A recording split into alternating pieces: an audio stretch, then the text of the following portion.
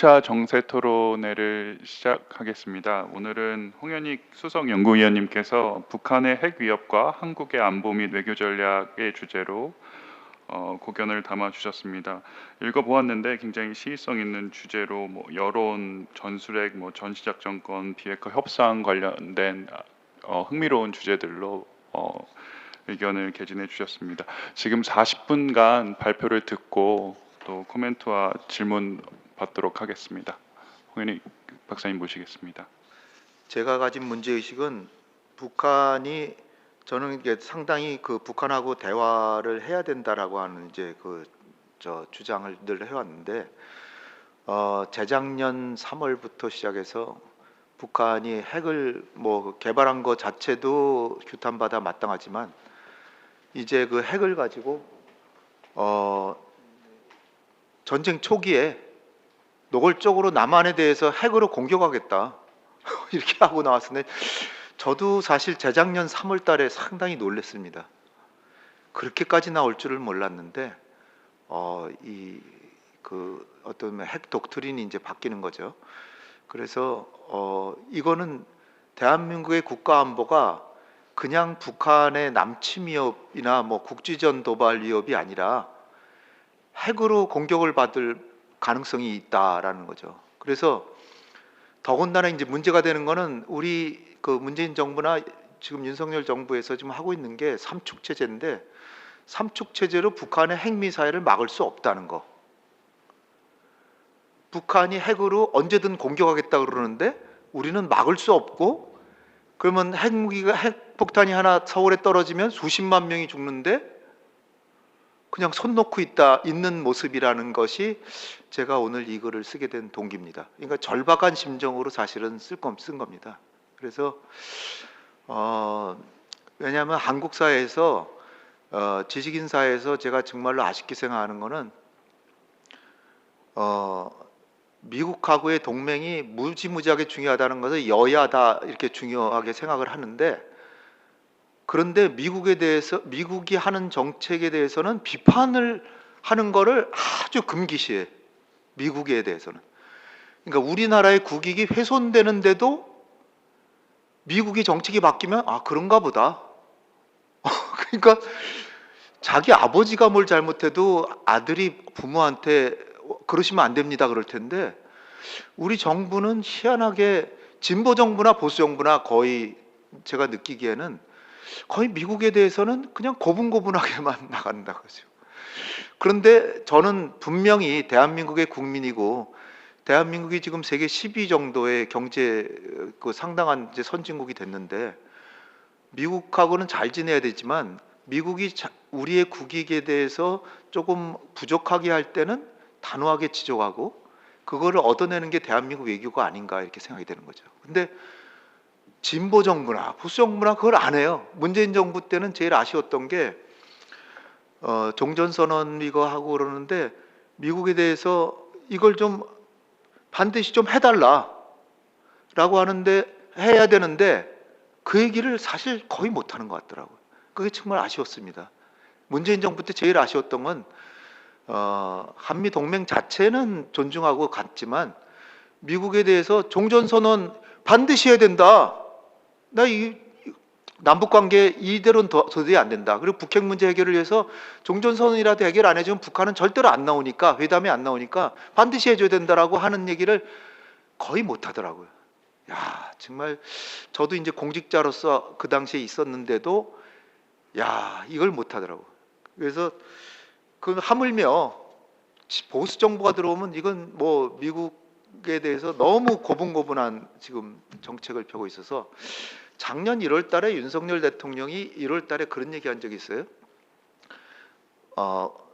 이 미국에게 보다 확실한 확장 억지를 얻어야 되는데 만약에 미국이 안 해주면 그런 얘기도 안 하고 우리가 만약 핵을 개발한다 그러면 예상보다 더 빨리 할 수도 있다 이런 얘기를 한 적이 있어요. 작년 1월 달에. 그래서 저는 굉장히 그간의 윤석열 정부에 대해서 생각했던 좀 비판적인 태도를 좀 접으면서 그래도 우리 윤석열 대통령이 뭔가 얻어내겠구나 했는데 4월 달에 얻어낸 게 핵협의그룹이라는 말이죠. 그다음에 무슨 정례적 가시성을 증진시키는 미국의 핵 전략 잠수함 가끔 가다 가끔 한 번씩 와보는 거 뭐 이건데 이게 과연 대북 억지력이 되냐? 저는 이제 상당히 부족하다고 보는 거죠. 그래서 역시 윤석열 대통령도 예외 없구나. 미국이 세게 나오면 뭐 그냥 고분고분. 특히 제가 제일 아쉬웠던 게 뭐냐면 그 한미 원자력 협정을 준수한다라고 하고, 그러니까 그 원자력 협정 준수한다는 얘기는 제철이나 농축에 있어서 우리의 평화적 핵 이용권을 포기하는 거나 마찬가지거든요.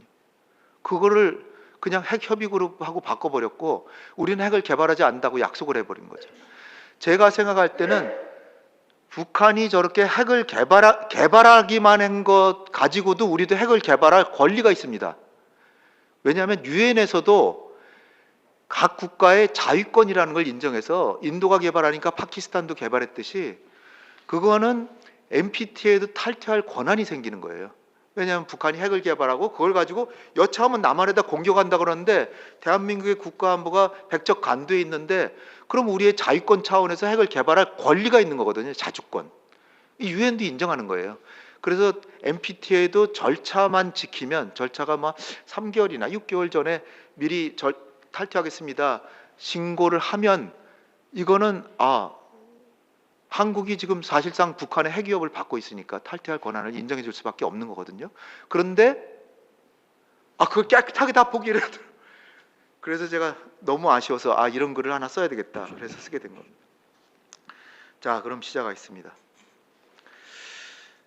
모든 국가가 지향하는 제일 전략 목표는 국가 안보이고 한국의 국가 안보가 북한의 핵 위협으로 위태로운 상황에 처했는데, 왜냐하면 북한이 핵만 개발한 게 아니라 각종 투발 수단을 개발해서 더군다나 의지면에 있어서도 여차하면 쏘겠다. 그리고 자기들 국가 원수가 공격을 당했다든지 그러면 자동으로 쏘겠다.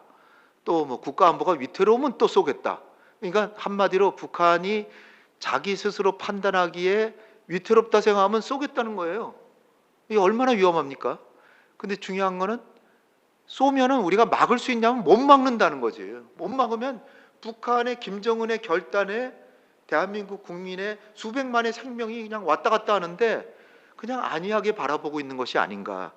이런 측면에서 우리가 지금 안보가 상당히 위태롭다는 것을 다시 한번 점검하고 억지 대응 태세를 보완할 부분으로서 전술핵의 한시적 조건부 재배치를 제안하고, 단지 그것만 가지고는 안 되니까 지금 북핵 협상이 완전히 궁지에 몰렸는데 북핵 협상을 재개하는 방안, 그리고 합의를 이뤘어도 그간에 여러 번 합의가 있었지만 그 합의가 번번이 깨져나갔거든요. 여러 차례 한 4번 정도의 중요한 기회가 있었는데 4번이 다시 결국은 합의하고도 실패를 했기 때문에, 합의를 하고 왜 실패했느냐 그걸 알아서 북핵 협상에 성공하고 이행해서 북한의 비핵화를 도모하면서 한시적 조건부로 전술핵 재배치하고, 그 다음에 이 외교 정책으로서도 북한을 자극하거나 하지 말고 북한의 도발 동기를 관리해서 가고, 그 다음에 한미일 공조만 다질 게 아니라 중국과 러시아하고도 협력을 해서 북한이 설사 도발하려고 해도 중국과 러시아가 한반도 평화를 중시해서 북한을 말릴 수 있도록 하는 그런 정책을 해야 된다는 이런 종합적인 그림을 제가 작성한 겁니다. 그래서 시간이 충분한 것이 아니기 때문에 간략간략하게 설명을 하겠습니다. 사실 저는 어처구니가 없는 게 핵을 가진 거는 미국이었고 북한은 핵이 없었지 않습니까? 2차 대전 종전될 때 히로시마 나가사키에 핵폭탄 투하된 거 보고 북한은 김일성은 아마 섬뜩했을 겁니다. 저 자본주의 국가의 강대국이 저렇게 핵을 개발했으니 큰일 났구나. 그리고 그게 무시무시하구나. 6.25 전쟁 때 미국이 만주 동북 삼성을 핵으로 공격하겠다는 것을 들었을 때 아마 두려움에 떨었을 겁니다. 김일성은 이거 우리 공화국 다 날아갔구나 이렇게. 그런데 1958년에 미국이 한반도에 남한에 핵을 배치하기 시작합니다. 1958년이에요. 다 아시리라고 보는데 그래서 1970년 60년대 말에는 900여 기가 배치됩니다. 그리고 1970년대에 가서는 미국이 제한핵 사용론을 내세워서 북한이 남침할 경우에는 핵으로 북한을 공격하겠다라고 노골적으로 미국의 국방장관이 얘기를 합니다.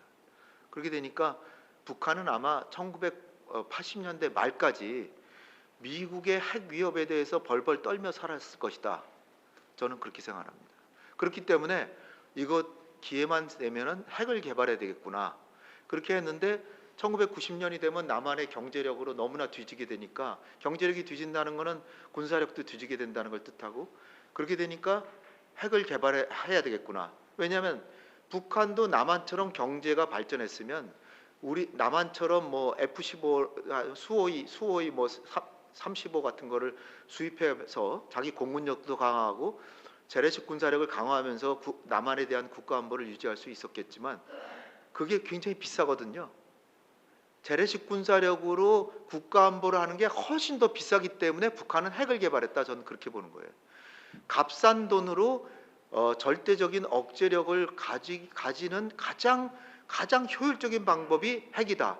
근데 핵은 미국이 주도하는 국제 핵 레지임에 어긋나기 때문에 미국하고 정면 대결할 가능성이 있다. 그래가지고 북한의 입장에서는 어떻게든 핵을 개발해야 되겠는데 미국이 만약에 타협해서 북한의 안보를 보장해주면 포기할 수도 있지만 그것이 조금이라도 흠결이 있거나 미흡하면 핵을 개발할 수밖에 없다. 왜냐하면 남한보다도 재래식 군사력에서 확실히 뒤지게 됐으니까. 이게 이제 북한이 핵을 개발한 가장 큰 이유라는 거죠. 그러나 어쨌든 간에 한반도 비핵화 공동선언을 한국하고 하고 한국에 있던 전술핵을 다 철수했는데 지금 결과적으로 30년이 지난 오늘날 북한은 핵을 개발해서 배치해가지고 남한을 위협하고 있는데 우리는 한반도 비핵화 선언을 아직도 지키고 있고 그거 자체도 어처구니가 없고 한반도 비핵화 선언을 지금 지킬 이유가 전혀 없는 거예요. 사실은. 왜 지킵니까? 다른 당사국인 북한이 완전히 어기고 거꾸로 우리를 핵을 개발해서 위협까지 하고 있는데 왜 지켜야 되냐. 저는 이유를 모르겠어요. 저를 진보라고 하시는 분이 있을지 모르지만 아주 진보적인 사람이 제 얘기 들으면 저 사람 좀 왜 저러나 그럴지도 모르지만 저는 생각이 달라요. 북한이 핵 약속하고 안 지켰는데 왜 지킵니까 우리는? 그거는 대미 사대주의적인 발상에서 미국 때문에 지키고 있다. 저는 그렇게 보는 거죠. 그래서 이게 제일 어처구니 없는 거는 북한이 핵에 대해서 벌벌 떨다가 거꾸로 남한에는 핵을 철수하고 핵무기를 철수하고 북한은 남한과의 약속도 어기고 국제 핵 레지임도 어겨가면서 핵을 개발해서 남한을 위협하고 있는 이런 상황. 이게 어처구니가 없지 않습니까? 세상에 남한의 경제력이 북한의 50배가 넘는 그런 북한을 우습게 보고 있는 그런 현상에서 북한이 오히려 핵을 개발해서 우리를 위협하고 있다는 거죠. 그래서 북한의 핵 태도나 핵 독트린이 변화하는 과정에 대해서는 그 다음에 이제 제가 쭉 기술을 했는데 처음에는 뭐 전기가 부족해서 원자로 돌린다 그랬다가 미국이 불가침 조약 체결하고 상원의 비준 받아주면 우리 포기하겠다. 넌 미국 때문에 핵 프로그램 돌리는 거다. 이렇게 얘기했다가 미국의 적대시 정책이 계속되니까 할 수 없이 초강대국이 우리를 죽이겠다는데 우리도 억지력이 필요한 거 아니냐. 그렇게 했다가 그 다음에 그러면서도 자의적 목적이니까 선제 공격 같은 건 안 하겠다. 핵 보유국에게만 공격하겠다. 그러니까 남한에 대해서는 공격하지 않겠다 그랬다가 재작년에 가서는 무슨 소리냐. 남한에 대해서도 공격하겠다. 선제 공격도 하겠다. 이렇게 나오는 거예요. 그러니까 미국의 핵 태도가 점차 공세적으로 변했다는 거. 그 다음에 법령으로까지 제정하고 헌법에까지 이제 명기했다는 거예요. 그 다음에 김정은의 대남 적대관이 이제 고조돼서 작년 말 노동당 전원회의에서 더 이상 동족이 아니고 적대적인 교정국 관계라고 설정하고 여차하면 대한민국을 초토화하겠다 그러고 그 다음에 1월 15일에는 최고인민회에서 철두첨이 제1의 적대국이고 불변의 추적이다. NLL에 대해서 0.001mm라도 침범하면 전쟁 도발로 강조해서 전쟁하겠다. 근데 전쟁하면 어떻게 되는 거죠? 그 뒤에는 김정은이 얘기했듯이 초기에 핵을 쏘겠다는 거 아니에요? 그러니까 얼마나 두렵습니까? 그런데 우리가 이렇게 한가하게 생각할 수가 없다, 이렇게 저는 보는 거죠. 미국의 해커 박사라든지 로버트 칼린 연구원 이런 사람들도 김정은이 1950년 6.25 전쟁 때 이후 어느 때보다 위험하다 이렇게 얘기하고 있고, 다 아마 주지하는 사실이라고 생각합니다. 로버트 갈루치 같은 사람은 내셔널 인터리스트 기구에서 핵전쟁 시나리오로 여러 가지 상황을 얘기하고 있는데, 남한이 북한의 지시에 따르도록 강제하기 위해서 핵을 쓸 수가 있다. 미군이 한국을 돕기 위해서 개입하는 것을 억제하기 위해서 쏠 수 있다. 북한군이 우발적으로 또는 상부의 허가 없이 핵무기를 발사할 수도 있다. 이건 또 새로운 상황이잖아요. 일선 부대장이, 우리 뭐 영화에서 많이 보잖아요. 일선 부대장이 그 김정은의 지시 없이 그냥 이거 너무 왜 남한하고 대화를 합니까? 이 남한하고는 적대적으로 대립해야지. 그러면서 북한의 정책을 남북 대립으로 이끌기 위해서 자기 결단으로 핵을 쏠 수도 있다. 뭐 이런 것도 대비해야 된다. 이렇게 얘기를 하고 있습니다. 그다음에 이제 수미테리라고 하는 그 전문가도 상당히 문정인 전 세종연구소 이사장님처럼 북한의 무력 시위와 정기적인 저강도 침략 행위가 한국의 보복을 유발을 해서 한국의 보복을 받은 북한이 전쟁을 일으킬 수 있다. 이런 상황이 상당히 위험하다 이렇게 얘기하고 있습니다. 그다음에 주북 러시아 대사 같은 경우도 미국의 예멘 후티 반국 폭격을 거론하면서 한반도에서 이런 일이 안 일어나리라고 누가 장담하냐. 그 얘기는 뭐냐면 미국이 북한에 대해서 폭격할 수도 있다는 거죠. 그러니까 북한의 입장에서는 그거에 대비해서 핵을 개발한 게 뭐가 잘못됐냐 이런 식으로 얘기를 했습니다.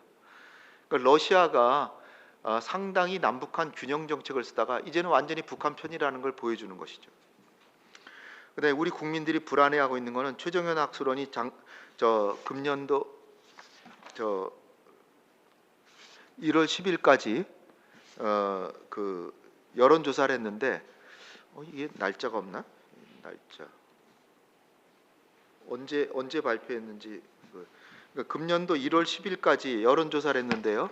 그 여론조사 결과에 나타난 결과로 우리 이 글과 관계 있는 것은 한반도 유사시 미국의 핵우산에 대한 회의론이 60.8%라는 겁니다. 그러니까 우리 국민들의 60%가 북한이 핵으로 남한을 공격해도 미국이 핵으로 보복해 줄 가능성이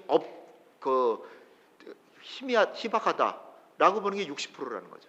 그러니까 우리 정부가 확장 억제를 굉장히 열심히 증강하려고 노력은 하고 있지만 우리 국민들이 느끼는 불안감은 미국이 북한이 핵으로 남한을 공격해도 미국이 핵으로 보복하지 않으리라고 생각하는 게 50%가 넘는다는 거예요. 국가안보라고 하는 거는 10%만 미국이 그럴 가능성이 없다라고 생각해도 상당히 보완책을 마련해야 되는 게 국가안보인데 60%가 불안해하고 있다는 거예요. 그러니까 이게 뭔가 보완해야 되는 필요성이 분명히 있다는 거죠. 그 다음에 우리 자체 핵 개발 필요성에 대해서도 72.8%가 자체 핵 개발을 해야 된다라고 지금 여론조사가 나온 거죠. 대부분의 여론조사가 대체로 이 정도로 나오고 있습니다. 그렇기 때문에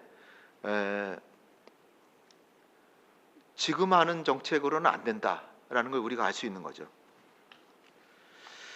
그 다음에는 이제 사실 북한이 최근에 대남 강경 발언을 많이 했지만 한마디로 말씀드린다면 김정은이 그 말한 거를 하나하나 살펴보면 전제 조건들이 다 있어가지고 만약 전쟁이 발생한다면 남조선이나 미국이 뭐 전쟁을 도발한다면 이런 전제하에 남한을 초토화시키겠다, 핵으로까지 공격하겠다 이렇게 얘기하고 있고, 내가 먼저 전쟁을 일으키진 않겠지만 우리가 먼저 전쟁을 하지는 않겠지만 이런 얘기들을 쭉 하고 있기 때문에 김정은이 지금 전면전을 할 가능성은 크지 않다라고 봅니다. 특히 전면전을 할 각오라면은 러시아에다 그렇게 포탄을 이전할 리가 없죠. 전면전을 하려는데 포탄이 많이 필요한데 전면전할 나라가 포탄을 다른 나라 주겠습니까? 그렇지만 수미텔이나 문정인 선생님께서 우려하는 바처럼 어느 때라도 우발적 충돌이 발생할 수 있고 우리도 즉각 끝이라 그래가지고서는 여차하면은 그 보복하겠다라고 하는 각오를 다지고 있기 때문에 보복이 국지전이 되고 국지전이 되면 핵으로 북한이 보복할 가능성이 있다는 거죠. 보복하지 않더라도 북한이 너 한 발만 더 우리를 괴롭히면 서울에다 핵으로 쏠 수도 있다 그러면 우리 어떡할 거죠? 여러분들 한번 잘 생각해 보십시오. 북한이 여차하면 야 정말 까불면 우리가 핵으로 한번 서울에 한번 본때를 보여줄까? 그러고도 윤석열 대통령이 북한한테 해보려면 해봐라 그럴 수 있을까요? 못할 거라고 봅니다. 이게 지금 게임이 안 되는 거예요. 게임이 안 되는 상황에서 우리가 지금 장담하는 거는 그거는 자신감이 아니라 오만함이 아닐까 저는 이렇게 생각이 되는 거죠. 정부 관계자들이 들으면 굉장히 섭섭해하겠지만 제가 볼 땐 그렇게 생각이 되는 거죠. 어떻게 핵을 안 가진 나라가 핵을 가진 나라한테 너 죽어 이렇게 얘기할 수 있냐는 거죠. 그렇게 얘기해서는 안 되는 거라는 거예요. 근데 이 얘기를 정부에 대해서 아무도 안 하는 거예요. 그러니까 제가 하는 겁니다. 네, 그렇다는 얘기고요. 그래서 이제 전술핵의 한시적 우리 정부도 많은 노력을 하고 있는데 이게 이제 협의 그룹 만든 거고 그 다음에 북한이 핵으로 사용했을 때 보복하는 거를 한국의 재래식 공군이 호위하에 미국 전투기가 가서 폭격한다. 뭐 이런 거 이제 연습도 하고 한다는 거예요. 근데 중요한 거는 아태 지역에 핵무기가 없고 있다 그래도 미국에 있고 물론 저 태평양 바다 밑에 핵 잠수함이 싣고 있을 가능성은 있죠. 그렇지만 매우 추상적이죠. 추상적이고 괌에도 핵이 없다는 거죠. 그렇기 때문에 한반도에 핵이 배치돼 있지 않으면 이게 자동적이고 즉흥적으로 보복해 주리라는 보장이 전혀 없는 거죠. 미국 대통령이 만약 한국을 북한이 핵으로 공격하면 북한 정권은 종말을 맞을 것이다. 그리고 툭하면 우리 고위 당국자나 미국의 당국자들이 이런 얘기들을 계속하고 있지만 어떻게 북한의 정권을 종말을 해가야 한다는 것은 아무 구체성이 전혀 없습니다. 그러니까 제재를 가해서 북한의 종말을 가져오겠다는 건지. 근데 지금 북한에 대해서 최대의 제재를 가고 있는데 북한은 전혀 까딱이 없거든요. 다들 잘 아시잖아요. 북한이 그렇게 굉장히 어려워졌습니까? 물론 제재 안 받는 것보다는 어렵죠. 그렇지만은 북한의 무역의 90% 이상을 중국하고 하고 있고 러시아하고 교역하고 있는 한 북한이 제재로 인해서 육자회담 협상에 먼저 나오겠다든지 고개를 숙일 가능성은 저는 거의 없다 이렇게 보여진다는 거죠. 그런데도 한국과 미국의 고위 당국자들은 제재로 북한이 굉장히 괴롭기 때문에 언젠가는 나올 것이다. 그리고 또 안 나오면 또 그만이지 이렇게 생각하니까 상당히 무책임한 정책 아니냐 이렇게 보여지는 겁니다. 그래서 전술핵의 한시적 조건부 재배치를 저는 바라는데요. 그냥 저 어디 가서도 우리 연구소의 홍현익 박사라는 사람이 전술핵 재배치를 주장한다 이렇게 하시지 마시고요. 반드시 한시적 조건부 재배치라고 얘기를 꼭 해주시기 바랍니다. 한시적 조건부 재배치라는 건 뭐냐면은 시간적으로 제약을 둬야 된다는 것이고, 그러니까 영구 배치가 아니라는 거죠. 두 번째로 조건부라는 건 뭐냐? 북한이 지금이라도 핵 협상에 나와서 핵 포기 협상에 성실히 임하면 배치를 뒤로 자꾸 연기해 가는 거죠. 배치하지 않는 겁니다. 북한이 핵 협상에 나오면. 근데 협상에 안 나오면 배치를 일정 시간 뒤에는 배치를 하고 그 다음에 핵을 배치하니까 북한이 핵무기 가져봐야 40개인데 우리도 한 50개만 배치하면 되지 않습니까? 그러면 핵 균형이 이루어지죠. 그러니까 우리가 안심할 수 있는데 미국은 한국이 안심할 수 있는 상황을 원치 않는다고 저는 봅니다. 한국이 안심하면 대미 의존이 줄어들어서 한국이 미국에 대해서 말을 덜 들으니까 미국은 한국에다가 확실한 안보 보장을 안 해주려고 하는 거죠. 이거를 우리의 국가 정책의 최고 고위자들이 미국에 대해서 얘기를 해야 되는데 얘기를 못하고 있는 상황이 저는 아쉽다는 거죠. 여기 대해서 승부를 걸어야 된다고 봅니다. 전술핵 재배치를 안 해주면 우리 나름의 방안을 찾겠다라고 얘기를 해야 되는데 그 얘기를 안 한다는 거죠.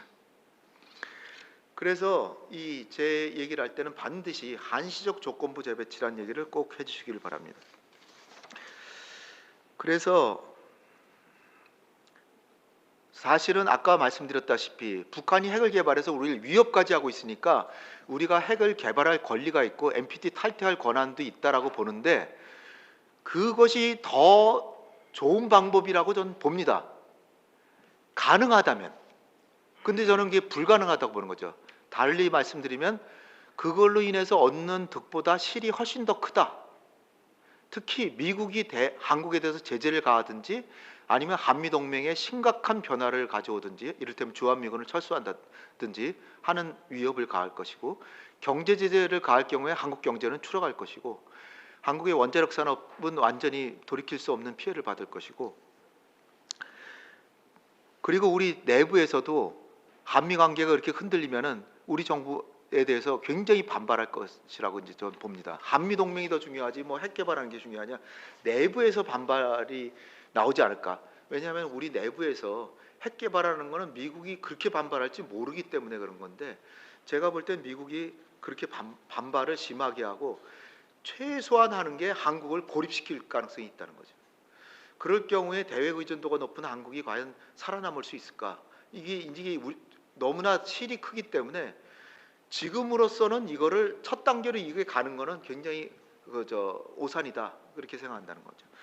그런데 만약 미국이 제가 생각하는 대로 전술핵의 한시적 조건부 재배치도 끝내 안 해준다면 이거를 카드로 활용할 수는 충분히 있다, 저는 이렇게 보고 있습니다. 그런 얘기고요. 아산정책연구원과 랜드 연구소가 작년 10월 30일 날 발표한 한국에 대한 핵보장 강화 방안의 4단계 조치들을 제안했는데, 상당히 제가 보기에 제 생각과 상당히 일치되는 얘기를 하고 있는데, 근데 단지 아쉬운 거는 미국이 만약에 전술핵을 재배치하더라도 그 공대지 미사일을 배치한다는 겁니다. 공대지 미사일을 배치해서 오산과 군산 비행장에다 배치를 해야 되는데, 그 미국 비행장에 배치하면 미국인들이 얘기하기를 이거 미국이 선제 공격하기에 딱 좋기만 하지 미국이 본토에서도 공격해 줄 수 있는데 뭐하러 그걸 배치하냐? 뭐 멀리서 쏘면 되는데 왜 배치하냐? 근데 그건 아니죠. 그건 미국인들 생각이고, 우리로서는 너무나 불안하고 미국이 핵보복을 안 해줄 가능성이 워낙 크기 때문에 저는 갖다 놓기라도 해야 된다. 그게 최소한이다. 저는 이제 그렇게 보는 것이죠. 그리고 1950년대부터 900기의 핵무기를 배치한 적이 있고 지대지 전술핵도 배치한 바가 있는데, 1950, 60년대에 배치했던 지대지 미사일들 다 어디 갔습니까? 만약에 폐기했다 그러면 우리 돈으로라도 다시 생산해서, 미국이 생산해서 재배치하자는 거죠. 그래서 익명의 장소에 여러 곳에 분산 배치해 놓고 여차하면은 지대지 미사일로 쏘면 되는다. 저는 이제 그런 생각을 하고 있습니다.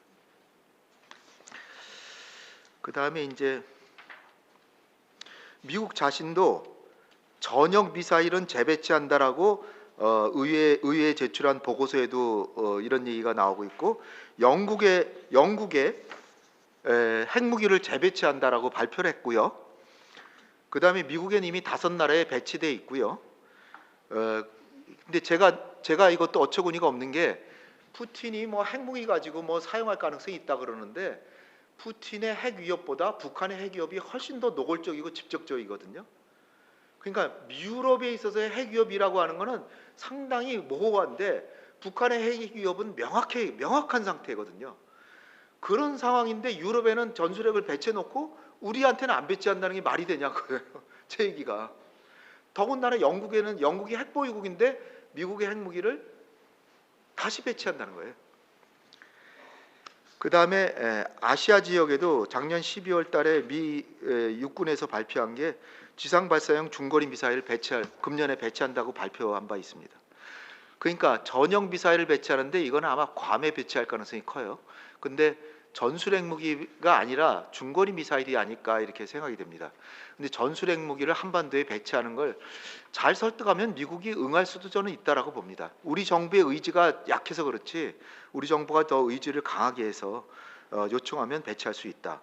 그 다음에 이제 제가 주장하는 게 뭐냐, 전자권에 조속한 전환이 이루어져야 되는데, 이게 사실 노태우 대통령부터 전자권 전환한다 그랬는데, 노태우 대통령보다 우리의 그 재래식 군사력이 훨씬 더 강해졌고 남북한 재래식 군사력 그 비를 봐도 우리가 그 당시 1990년대보다 훨씬 더 강해졌는데 왜 배치를 못한다는 거, 왜 전자권 전환을 못한다는 겁니까?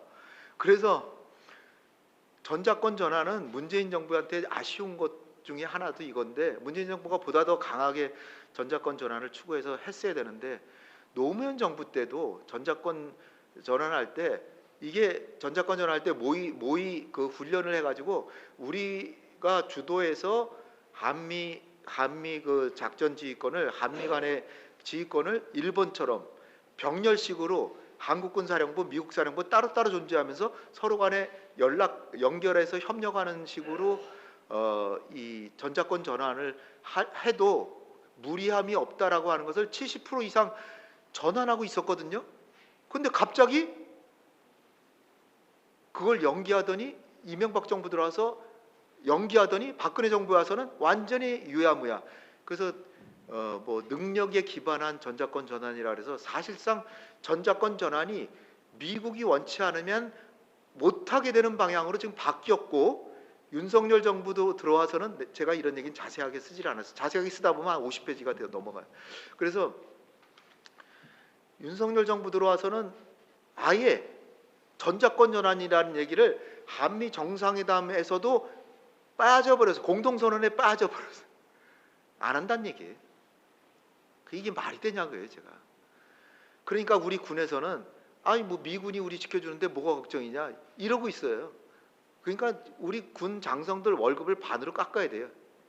이게 저 우리끼리 얘긴데 한국 장성들 월급을 반으로 깎아야 돼요.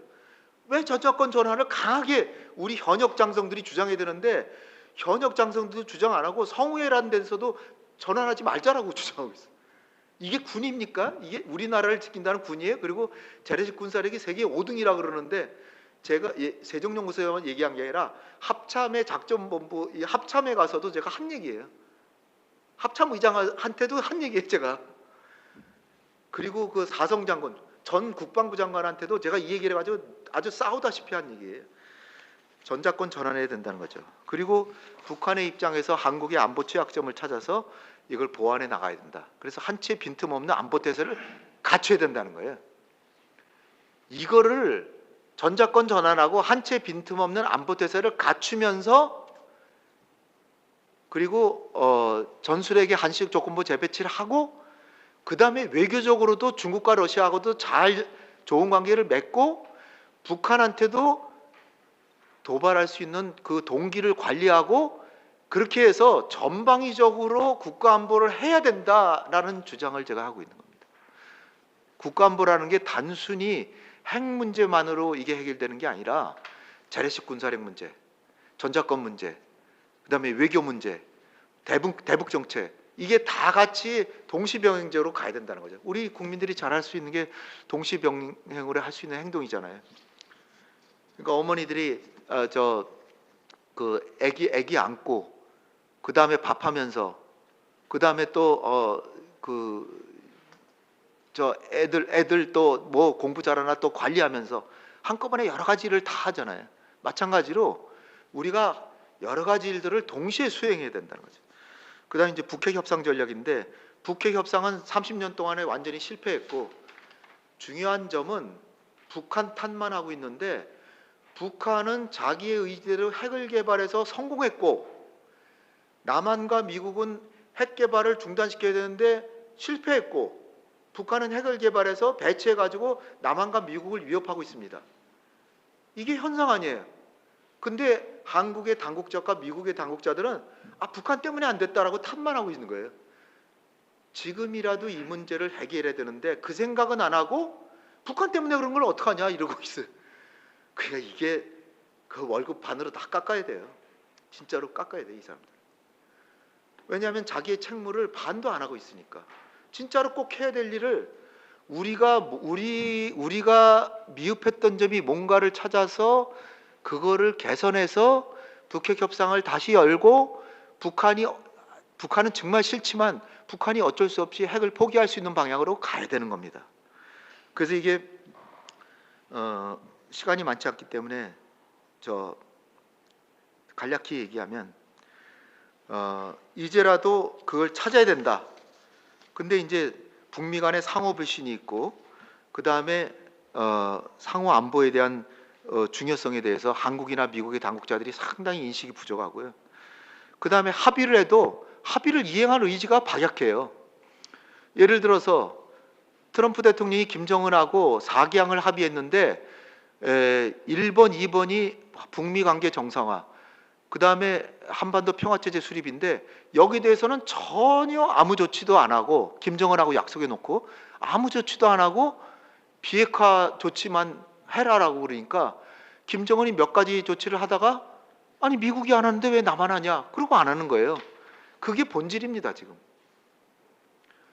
그런 상황에서 김정은의 입장에서는 바이든이라도 그러면은 싱가포르 북미 정상 합의를 지켜야 되는데 안 지킬 뿐 아니라 원점에서 실무회담을 하자 그러니까 아니 정상들이 합의했는데도 안 지키는 미국인데 원점에서부터 실무회담을 해가지고 언제 합의를 할 것이며 합의를 하더라도 미국이 또 안 지킬 거 아니냐. 더군다나 이란하고도 오바마 대통령이 그 핵 합의를 해서 동결만 하면은 제재를 해제한다 그래서 그 합의가 됐잖아요. 유럽은 이란이 핵 합의를 잘 지키고 있다라고 보는데 유럽이나 뭐 중국이나 러시아는 잘 지키고 있다고 보는데 트럼프는 이거는 오바마가 잘못한 협상이니까 난 안 지킨다. 이거를 본 김정은이 북한하고 핵 합의를 한들 미국이 지키라고 생각할까요? 이런 점에 있어서 미국 행정부가 재고해서 반성하지 않는 이상 북핵 협상 하나만 하라는 거죠. 합의를 해도 북한은 미국이 안 지킬 가능성이 크다라고 보고 있다는 거죠. 그런데 뭐 핵 합의를 해봤자 뭐하겠습니까? 그런데도 핵 합의를 해보자라고 하는 것은 설사 실패하더라도 한국과 미국이 성실하게 북한과 평화공존할 의사가 있다는 걸 보여줌으로써 북한이 남침하거나 도발할 가능성을 줄여보자라고 하는 그런 의미도 있다는 거죠. 그렇기 때문에 합의 회담 재개가 실패하더라도 왜냐하면 지금 미국 대선이 얼마 남지도 않았기 때문에 금년 11월까지 회담이 재개되는 건 사실 기대하기가 어렵습니다. 또 뭐 기대하더라도 내년에 새 정부가 들어서서 정책을 새로 바꿔가지고 우리가 정말 싱가포르 합의도 지킬 테니까 다시 협상을 해보자. 이렇게 하면은 협상에 나올 수도 있어요. 이를테면 김여정하고 미국의 부통령 정도가 나와서 협의를 해보든지 미국의 국무장관이 나온다든지 이렇게 이 정도 급에서 합의를 진행하고 실무회담하고 병행한다든지 이러면은 진행이 되지만 실무회담부터 원점에서 하자? 나올 가능성이 거의 아마 5% 이내지 않을까. 그렇기 때문에 이란이나 이라크처럼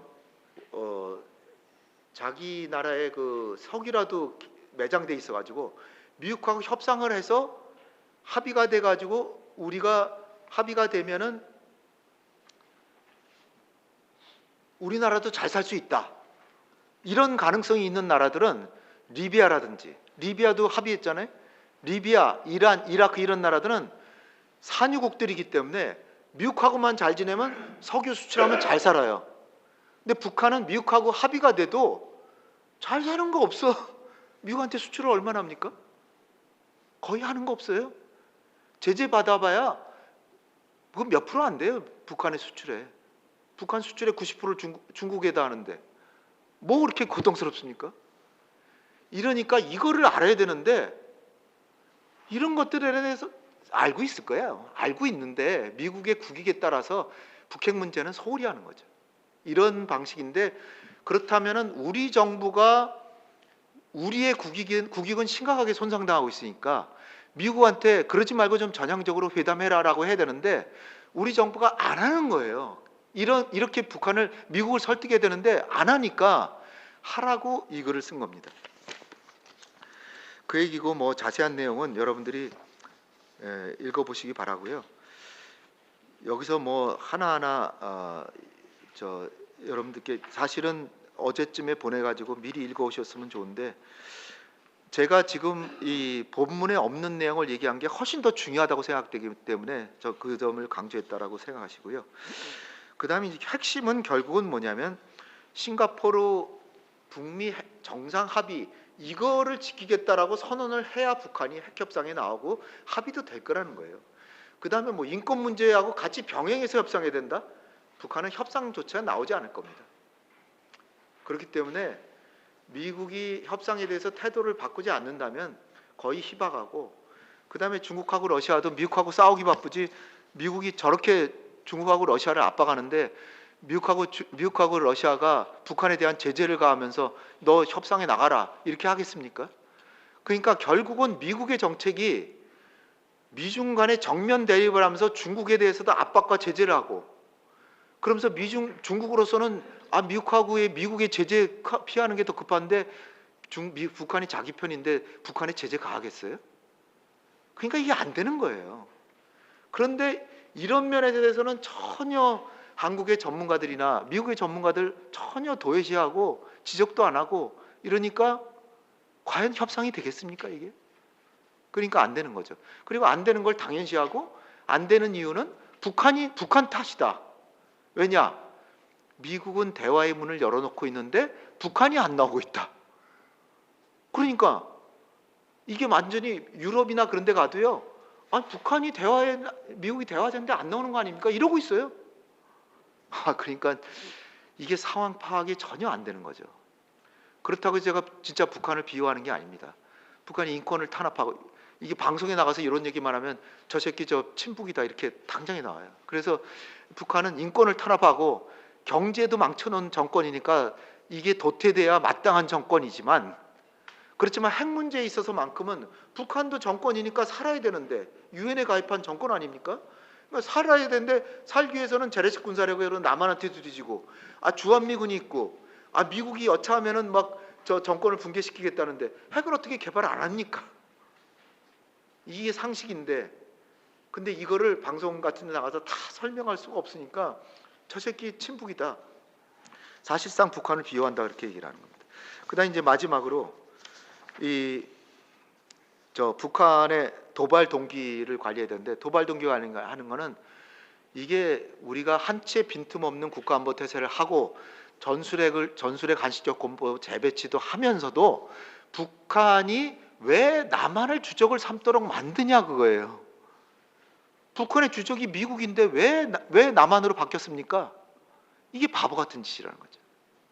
그러니까 북한이 설사 호전적이고 도발을 한다 그래도 그 도발의 대상이 남한이 되게 할 필요는 없다는 거죠. 그러기 위해서는 인도주의적 지원도 한다, 우리는 동족이다 그렇게 강조를 하고, 그 다음에 뭐 서로 이산가족 상봉도 하자, 9.19 군사합의를 대체하는 새로운 협정도 체결하자, 남북 통신 연락망도 복원하자 이렇게 나서야 된다는 거죠. 그리고 이제 중국과 러시아한테도 목감지뢰 사건 때처럼, 박근혜 정부 때는 목감지뢰 사건이 와서 양군이 다 전군 비상태세까지 했지만, 그럼에도 불구하고 중요한 게 미국도 한국에 대해서 여차하면 우리가 가만두지 않겠다라고 하고 했고, 중국과 러시아도 한반도 평화가 중요하다, 북한은 경고망동하지 마라 이렇게 했기 때문에 북한이 도발하지 않고 남한한테 김양건이 나서가지고 협상하자 그래가지고 사실상 준 사과를 한 바가 있습니다. 그래서 이제 위기 관리가 된 거예요. 근데 지금의 문제는 뭐냐? 중국과 러시아가 지금 북한에 대해서 지금 말리고 있지는 않잖아요. 그러니까 이 부분에서 그럼 중국과 러시아가 한반도 평화 안보를 본래 중시하는데 왜 바뀌었을까? 중요한 점은 한국의 정책이 중국에 대해서 쓸데없이, 그러니까 과도하게 대만 문제, 양안 문제, 남중국해 문제, 여기에 대해서는 미국과 일본이 얘기하는 바보다 한 수위 낮춰서 얘기를 해야 된다는 거죠. 가장 크게 얘기해도 같은 수준으로 얘기해야 되는데 오히려 한 걸음 더 나가서 얘기할 때가 있으니까 그건 중국이 용납하겠습니까? 그러니까 중국이 한국이 우리를 괴롭히는데 내가 왜 한국의 국가안보를 내가 왜 도와줘? 이렇게 나오게 할 필요가 없다는 거죠. 러시아에 대해서는 우크라이나에다가 직접적으로 무기는 안 준다고 하지만 미군한테 줘가지고 그 무기 중에 일부는 우크라이나한테 갈 수도 있고, 아니면 우크라이나에 무기를 주는 나라에 군사력을 보충해 두는데 그 포탄이 쓰이니까 러시아로서는 결국은 우크라이나 준 거랑 똑같다. 그래가지고 한국을 비우국가로 대우하고 한국에 대해서 굉장히 북한을 비호하는 식으로 나오지 않아요? 그러니까 이런 식으로 하는 외교를 하면서 어떻게 북한이 대남 정책을 우호적으로 하길 기대하냐 그거예요. 그러니까 기대할 걸 기대하라는 거죠. 기대할 수 있을 정도로 합리적인 외교 정책을 하라는 겁니다. 네, 이상으로 발표를 마치겠습니다.